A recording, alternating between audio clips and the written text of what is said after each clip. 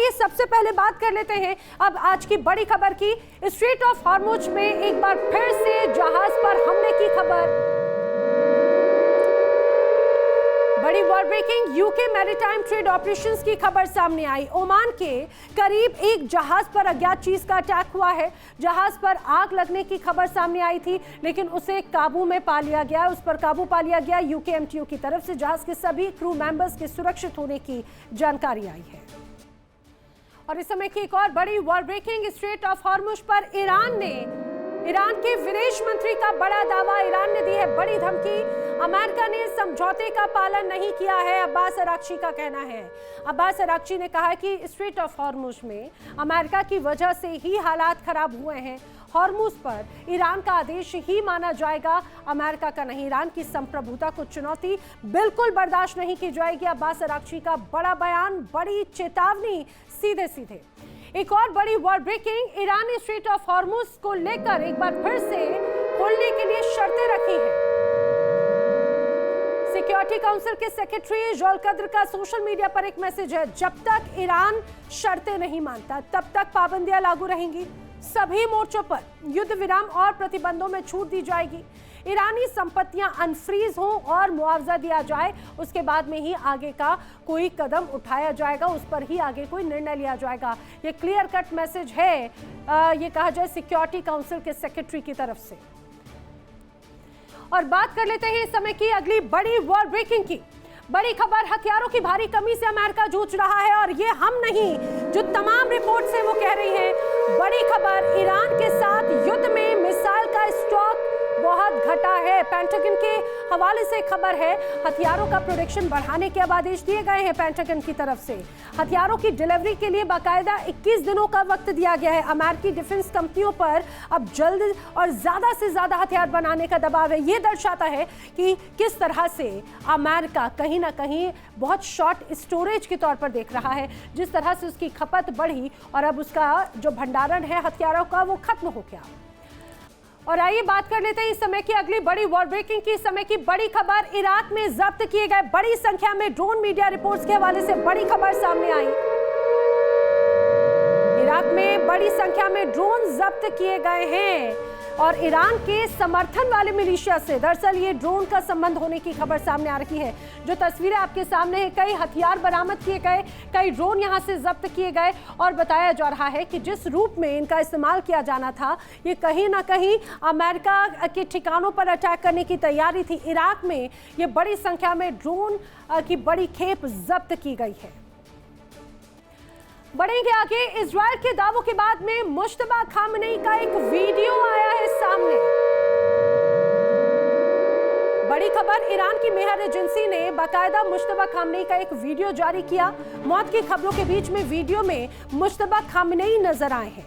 Video में बातचीत करते हुए मुश्तबा खामनेई नजर आ रहे हैं। दावा किया जा रहा है मुश्तबा खामनेई का ये वीडियो ये बताने के लिए ही जारी किया गया है कि किस तरह से लगातार पश्चिमी देश ये नैरेटिव करने की कोशिश कर रहे थे कि मुश्तबा खामनेई नहीं है, लेकिन ये वीडियो जारी किया गया है इजराइल को करारा जवाब देने के लिए।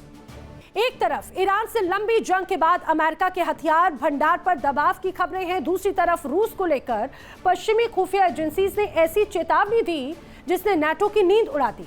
अब दावा है कि आने वाले वर्षों में रूस के राष्ट्रपति व्लादिमीर पुतिन नाटो की एकजुटता को परखने के लिए किसी सदस्य देश पर सीमित हमला या घुसपैठ जैसे कदम उठा सकते हैं। यानी सवाल सिर्फ ये नहीं है कि यूक्रेन की जंग आखिर थमेगी कब, सवाल ये कि क्या यूक्रेन के बाद अब नाटो की बारी है।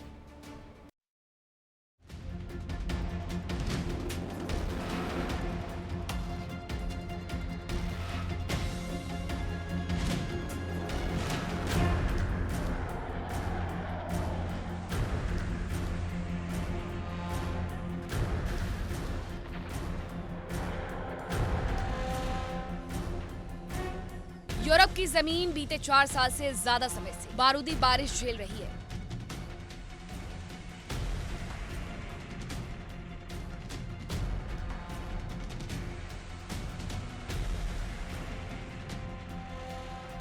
अब तक केवल यूक्रेन की जमीन तबाही सह रही थी,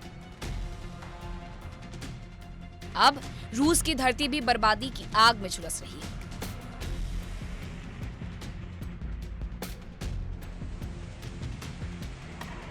युद्ध में यूक्रेन अब तक अपने साथियों की बदौलत खड़ा दिखाई दिया।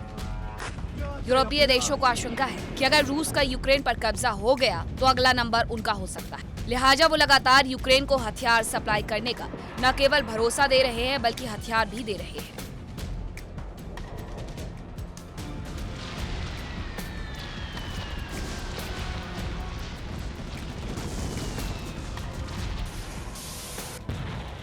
उधर अमेरिका भी सीधे तौर पर नहीं लेकिन अप्रत्यक्ष तौर पर यूक्रेन की मदद करता दिख रहा है।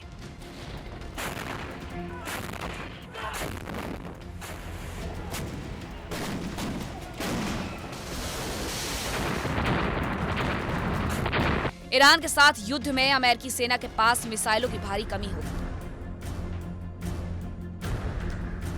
अमेरिका के पास मिसाइलों का जखीरा बेहद खतरनाक स्तर तक कम हो गया।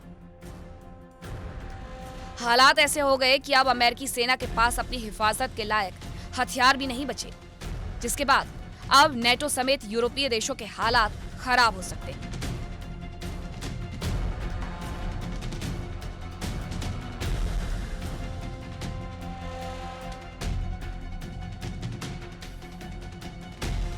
अमेरिकी खुफिया एजेंसियों ने चेतावनी दी कि व्लादिमीर पुतिन आने वाले वर्षों में नेटो की एकजुटता को परखने के लिए किसी सदस्य देश पर हमला कर सकते हैं। एजेंसियों ने बाल्टिक देशों और पोलैंड को संभावित निशाने पर बताया है।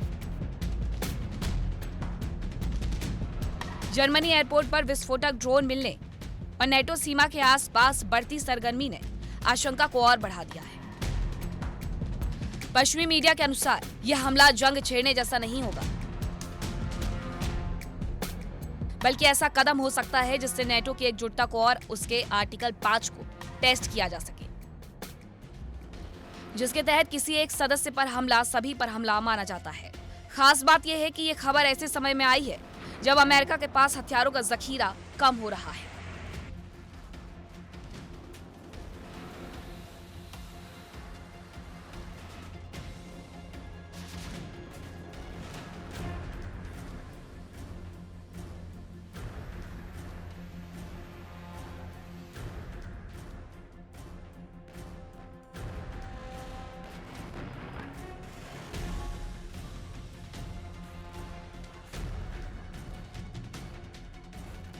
अमेरिकी एजेंसियों के अनुसार पुतिन का अगला कदम बाल्टिक देशों यानी लताविया, लिथुआनिया और एस्टोनिया या पोलैंड की ओर हो सकता है। खुफिया रिपोर्ट्स में यह भी कहा गया है कि रूस साइबर अटैक से लेकर सीमित सैन्य घुसपैठ तक कई विकल्पों पर विचार कर सकता है। यह हमला देखिए इंडिया डेली 24/7 अब आपकी स्मार्ट टीवी पर। इंडिया डेली मौजूद है सभी डिजिटल प्लेटफॉर्म पर लाइव और लगातार। इंडिया डेली 24/7 हर दिन राष्ट्र को समर्पित।